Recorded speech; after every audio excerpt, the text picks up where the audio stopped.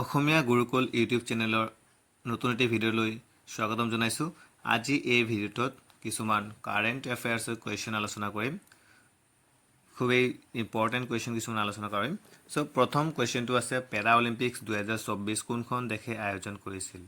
পেৰা Olympics বা Olympics দুখন খেলেই ফ্ৰান্সৰ ৰাজধানী পেৰিছত অনুষ্ঠিত কৰা হৈছিল। ইয়াৰ শুদ্ধ উত্তৰটো হ'ব অপশ্যন নম্বৰ এ, ফ্ৰান্স। পেৰিছ 2024 পেৰা অলিম্পিক গেমছত কোনজন খেলুৱৈয়ে দুটা সোণৰ পদক লাভ কৰিছিল? অৰ্থাৎ এইবাৰ পেৰা অলিম্পিক্সত কোনে দুটা সোণৰ পদক লাভ কৰিছে? মৰিয়াপ্পান থাংগাভিলু, অৱনী লিখাৰা, মনীষ নাৰৱাল, মনা আগৰৱালা। ইয়াৰে শুদ্ধ উত্তৰটো হ'ব option number B, Avani Lekhara. Avani লেখাৰাই দুটা সোণৰ পদক লাভ কৰিছে। কুৱেশ্যন নম্বৰ 3, ৰাষ্ট্ৰীয় মহাকাশ দিৱস কোন তাৰিখে পালন কৰা হয়? National space day. National space day কোন তাৰিখে পালন কৰা হয়? এইটো এই 2024 চনৰ পৰা আৰম্ভ কৰা হৈছে ভাৰতবৰ্ষত নেশ্যনেল স্পেচ ডে অৰ্থাৎ ৰাষ্ট্ৰীয় মহাকাশ দিৱস। ইয়াৰ শুদ্ধ উত্তৰ হ'ব 23 আগষ্ট। 23 আগষ্ট তাৰিখে ৰাষ্ট্ৰীয় মহাকাশ দিৱস পালন কৰা হয়। কুৱেশ্যন নম্বৰ 4, 2024 চনৰ 23 আগষ্টত উদযাপন কৰা ভাৰতৰ প্ৰথমটো ৰাষ্ট্ৰীয় মহাকাশ দিৱসৰ বিষয়বস্তু কি আছিল? অৰ্থাৎ থিম কি আছিলে? ৰাষ্ট্ৰীয় মহাকাশ দিৱসৰ থিমটো কি আছিলে? Option A, lunar exploration, space innovation, space technology, touching lives while touching the moon. ইয়াৰে শুদ্ধ উত্তৰটো হ'ব option number D, touching lives while touching the moon. Question number 5, কোন দুখন ৰাজ্যই 2024 চনৰ 9 আগষ্টৰ পৰা সীমা বিবাদ নিষ্পত্তিৰ শপত লৈছে? অপশ্যন নম্বৰ এ, পাঞ্জাৱ আৰু হাৰিয়ানা, মিজোৰাম আৰু অসম, উত্তৰ প্ৰদেশ আৰু বিহাৰ, মহাৰাষ্ট্ৰ আৰু গুজৰাট। ইয়াৰে শুদ্ধ উত্তৰটো হ'ব অপশ্যন নম্বৰ বি, মিজোৰাম আৰু অসম। মিজোৰাম আৰু অসম। কুৱেশ্যন নম্বৰ 6, বিশ্ব জৈৱ ইন্ধন দিৱস কেতিয়া পালন কৰা হয়? অৰ্থাৎ ৱৰ্ল্ড বায়'ফুৱেল ডে কেতিয়া অৰ্থাৎ কিমান তাৰিখে পালন কৰা হয়? ইয়াৰে শুদ্ধ উত্তৰটো হ'ব অপশ্যন নম্বৰ বি, 10 আগষ্ট। 10 আগষ্ট 10 আগষ্ট তাৰিখে বিশ্ব জৈৱ ইন্ধন দিৱস পালন কৰা হয়। অসমত কিমানখন ইউনেস্কো হেৰিটেজ ছাইট আছে? অৰ্থাৎ অসমত কিমানখন বৰ্তমান ইউনেস্কো হেৰিটেজ ছাইট আছে? অসমত ইয়াৰ আগতে 2024 বৰ্ষৰ আগতে দুখন ইউনেস্কো হেৰিটেজ ছাইট আছিলে। এটা আছিলে আপোনাৰ কাজিৰঙা ৰাষ্ট্ৰীয় উদ্যান আৰু মানাহ ৰাষ্ট্ৰীয় উদ্যান। এইবাৰ নতুনকৈ এটা এড হৈছে চৰাইদেউ মৈদাম। চৰাইদেউ মৈদাম এটা ইউনেস্কো হেৰিটেজ ছাইট। অৰ্থাৎ অসমত সৰ্বমুঠ 3খন ইউনেস্কো হেৰিটেজ ছাইট আছে। কুৱেশ্যন নম্বৰ 8, ভাৰতীয় বিত্ত আয়োগৰ অধ্যক্ষক কোনে নিযুক্তি দিয়ে? অপশ্যন এ, প্ৰধানমন্ত্ৰী, বি, ৰাষ্ট্ৰপতি, চি, বিত্তমন্ত্ৰী, নে ডি, উচ্চতম ন্যায়ালয়ৰ মুখ্য ন্যায়াধীশ। ইয়াৰে শুদ্ধ উত্তৰটো হ'ব অপশ্যন নম্বৰ বি, ৰাষ্ট্ৰপতি। ৰাষ্ট্ৰপতিয়ে ভাৰতীয় বিত্ত আয়োগৰ অধ্যক্ষক নিযুক্তি দিয়ে। নেক্সট কুৱেশ্যন, মিছন ভূমিপুত্ৰ কিহৰ লগত জড়িত?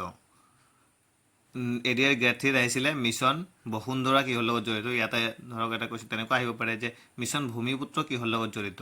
জাতিৰ প্ৰমাণপত্ৰ, মাটি, নাগৰিকত্ব নে নাৰী সবলীকৰণ? ইয়াৰে শুদ্ধ উত্তৰটো হ'ব অপশ্যন নম্বৰ এ, জাতিৰ প্ৰমাণপত্ৰ। নেক্সট কুৱেশ্যন, বাংলাদেশৰ অন্তৱৰ্তীকালীন চৰকাৰৰ মুখ্য উপদেষ্টা কোন? Option number A, Khaleda Zia, B, Asif Mahmud Sajib, C, Mohammad Yunus, D, Sheikh Hasina. Sheikh হাছিনাটো নহয়েই। ইয়াৰে শুদ্ধ উত্তৰটো হ'ব option number C, Mohammad Yunus. Mohammad Yunus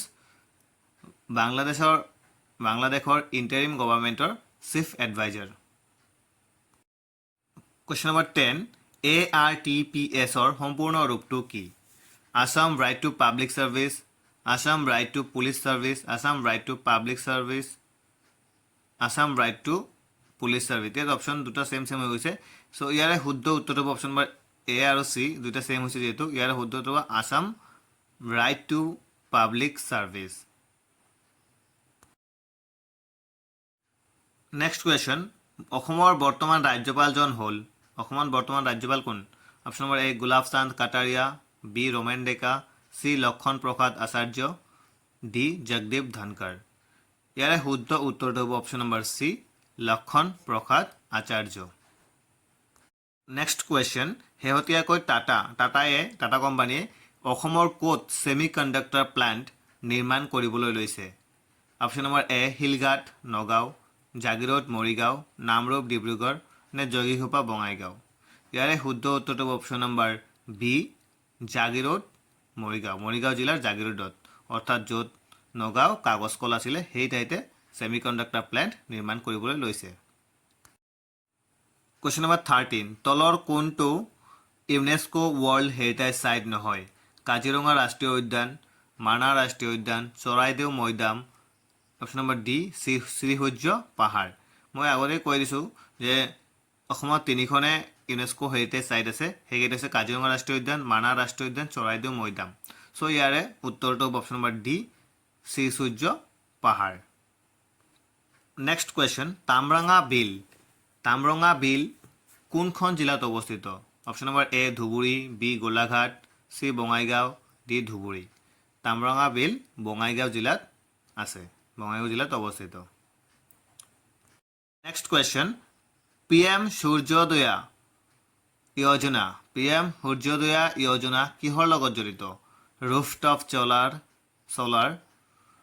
শিশুৰ স্বাস্থ্য, চি মৌৰ খেতি, ডি সৰিয়হৰ খেতি। ইয়াৰে শুদ্ধ উত্তৰটো হ'ব option number A rooftop solar. Next question, Syed Mushtaq Ali trophy কি খেলৰ সৈতে জড়িত? Option number A cricket, B football, C tennis, D hockey. ইয়াৰে শুদ্ধ উত্তৰটো হ'ব option number A cricket. Syed Mushtaq Ali trophy cricket খেলৰ সৈতে জড়িত। ৰঞ্জী ট্ৰফিও ক্ৰিকেট খেলৰ সৈতে জড়িত। দিব্যলোক পৰিযোজনা কিহৰ লগত জড়িত? অপশ্যন নম্বৰ এ দিব্যাংগ ব্যক্তি, বি কামাখ্যা মন্দিৰ, চি উমানন্দ মন্দিৰ, ডি ওপৰৰ এটাও নহয়। ইয়াৰে শুদ্ধ উত্তৰটো হ'ব অপশ্যন নম্বৰ বি কামাখ্যা মন্দিৰ। কামাখ্যা মন্দিৰৰ কৰিডৰ বনাবলৈ যিটো যোজনা বনাইছে সেইটো হৈছে দিব্যলোক পৰিযোজনা। নেক্সট কুৱেশ্যন, আয়ুষ্মান অসম আঁচনি কেতিয়া আৰম্ভ হৈছিল? Option A 2022, option B 2019, option C 2023, option D আছে 2020। ইয়াৰে শুদ্ধ উত্তৰটো হ'ব অপশ্যন নম্বৰ ডি 2020 চনত আয়ুষ্মান অসম আঁচনি আৰম্ভ হৈছিল। নেক্সট কুৱেশ্যন, স্বচ্ছ ভাৰত অভিযান কেতিয়া আৰম্ভ হৈছিল? ইয়াৰ অপশ্যন আছে অপশ্যন এ অক্টোবৰ, অৰ্থাৎ 2 অক্টোবৰ 2012, অপশ্যন বি 2 অক্টোবৰ 2014, 2 অক্টোবৰ 2011, 2 অক্টোবৰ 2016। ইয়াৰে শুদ্ধ উত্তৰটো হ'ব অপশ্যন নম্বৰ বি 2 অক্টোবৰ 2014, অৰ্থাৎ 2014 চনত মহাত্মা গান্ধীৰ জন্ম জয়ন্তীত স্বচ্ছ ভাৰত অভিযানৰ আৰম্ভ কৰা হৈছিলে। চ' ভিডিঅ'টোৰ পৰা যদি কিবা উপকৃত হৈছে তেনেহ'লে ভিডিঅ'টো লাইক কৰিব, এনেকুৱা ধৰণৰ ভিডিঅ' পাই থাকিবলৈ ছাবস্ক্ৰাইব কৰিব আৰু বেল আইকনটো টিপি দিবলৈ নাপাহৰিব। Thank U.